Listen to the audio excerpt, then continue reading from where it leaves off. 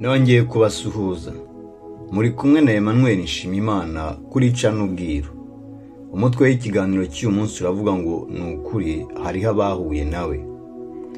Muri ubu buzima bwacu iyo uhuye n'umuntu ukomeye biranezeza cyane. Twifuza guhura n'abakomeye, twifuza guhura n'ibyamamare. Iyo duhuye gusa twumva tunezerewe. Iyo duhuye n'ibyamamare mu bategetsi, ibyamamare mu mikino, ibyamamare mu banyabwenge, ibyamamare mu bakire, buri gihe twifuza guhura n'abantu nk'abo, ndetse tugafatana amafoto nabo kugira ngo tubitangeho ibihamya by'uko twahuye. Ariko se iyo duhuye bitumarira iki? Koko burya iyo umuhuye ufite intimba ntikuvaho, n'ubundi urayitahana. Iyo muhuye ufite ibikomere mu mutima ntabwo bishira, n'ubundi urabitahana. Iyo muhuye ufite ubumuga bwo mu mutima ni hahandi urabugumana, kuko burya nabo dutuye mu isi imwe, yasi ngo idatwikiriye. Ariko imitima y'abahuye na Yesu burya iratwikiriye. Ni ukuri uzagerageza urebe ibi bintu tubabwira birakora. Ntuzatinde kuri benshi babigenzemo nabi, ahubwo uzabe muri bakeya uzi babigenzemo neza. Bariya twirukira kwifotozanya nabo, abenshi muri bo imitima yabo iraremerewe, bayobewe aho baruhukira. Abenshi bashakira ikiruhuko mu biyobyabwenge n'ahandi ibyishimo bitaramba, kandi bose igihe kiragera bakavaho bagasimburwa n'abandi, mu gihe gito bakibagirana. Ariko hariho umwe utajya wibagirana, kuko ntiyavuye muri twe ahubwo abaho muri twe. Pawulo ati nabambanywe na Kristo ariko ndiho, nyamara si jye uriho ahubwo ni Kristo uriho muri jye. Ibyo nkora byose nkiriho mu mubiri mbikoreshwa no kwizera umwana w'Imana wankunze akanyitangira. Ayo ni amagambo dusanga mu Bagalatiya ibice 2 umurongo wa 20. Iyo muhuye ntibishoboka kuguma uko wahoze. Iyo muhuye aguha ubuzima. Uwo ni Yesu Kristo.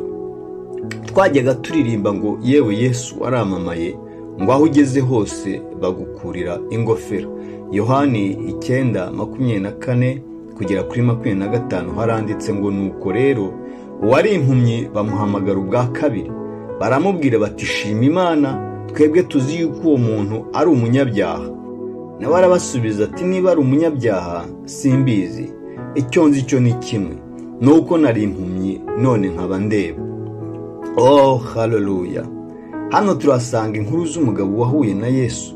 Yahuye n'umugabo udasanzwe, maze amusigira ikimenyetso cyagiyeho impaka ku bakomeye b'icyo gihe. Uyu mugabo w'impumyi yahuye na Yesu, maze aramuhumura bitera impaka. Ariko umugabo yari azi neza uwo bahuye, yari yahuye na Yesu. Wahuye na Yesu ntiyumanganya, wahuye na Yesu ntiyabihisha, wahuye na Yesu ntarya indimi ngo bikunde. Nuko wahumutse arasubiza ati jyewe ibyo kuba ari umunyabyaha ibyo ntabyo nzi. Ati icyo nzi cyo ni kimwe, nuko nari impumyi none nkaba mbona. Icyo nzi cyo nuko twahuye ntabona none nkaba mbona. Icyo nzi nuko yampumuye. Uwo mugabo yahuye na Yesu. Iyo uhuye na Yesu ntugenderaho. Iyo uhuye na Yesu aguha amahoro. Iyo uhuye na Yesu akuvura ibikomere byo mu mutima. Iyo uhuye na Yesu agusohora mu bubata bw'ingeso mbi. Iyo uhuye na Yesu agusigaho ikimenyetso cy'amaraso ye cy'uko ushinganye. Iyo uhuye na Yesu ubona ubugingo. Ni ukuri hariho abahuye na Yesu. Hari abagabo bahuye na Yesu, hari abagore bahuye na Yesu, maze abakiza ubumuga bw'imitekerereze nk'ubwo nanjye nahoranye kera. Hari abagabo n'abagore bahuye na Yesu, abakiza ubumuga bwo kuvangura amoko.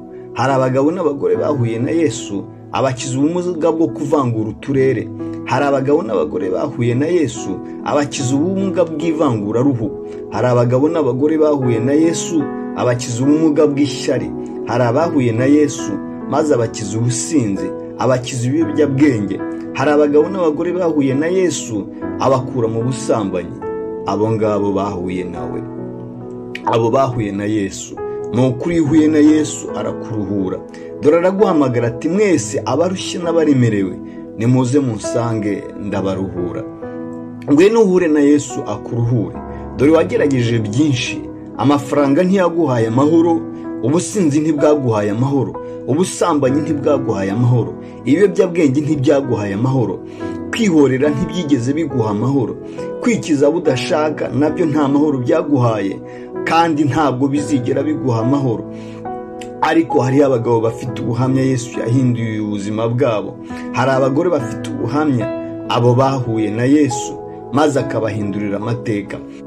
Muri Luka ibice 19:42 havuga ngo, uyu munsi iyo umenye ibyaguhesha amahoro, ariko noneho bihishwe amaso yawe. Ushobora kuba waragerageje byose ariko bikanga, nta mahoro wabonye. Ndakumenyesha aho wakura amahoro guhera uyu munsi, ntabwo hagihishwe. Nubwo uhindukira ukemera Yesu Kristo akakubera umwami n'umucunguzi, ukizera amaraso yakumeneye kandi ukayoborwa n'ijambo rye, uyu munsi ni uwawe, uyu munsi ni wowe. Wowe utaratangira urwo rugendo, tangira none. Nawe wasuye inyuma, isuzume ugaruke muri iyi minsi, nukoga mpagazi, amazi si yayandi.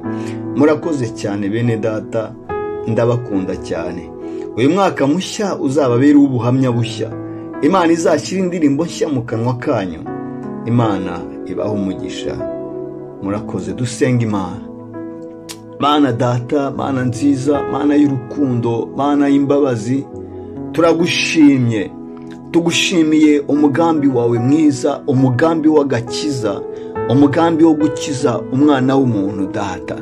Tugushimiye Yesu Kristo watwohereje kugira ngo aducungure, atubere incungu y'ibyaha, kugira ngo aduhe amahoro, kugira ngo data aduhe kunezerwa guturuka iwawe. Data wera, ushimwe cyane yuko wabikoze utyo, ushimwe cyane yuko waducunguye. None nsabiye imitima itarakumenya data, nsabiye imitima itarakwakira, nsabiye imitima itarakwakira kugira ngo uyigenderere data, uyitabare, uyirengere. Data wo mu ijuru, turagushimye, tugushimiye kuri umugira neza, tugushimiye urukundo rwawe. Iteka tugushimira imbabazi zawe kuri twebwe. Data, tugushimiye umugambi wawe wo kuducungura, tugushimiye amaraso ya Yesu wawe. Urakoze Mana nziza, ni mu izina rya Yesu dusenze, amen.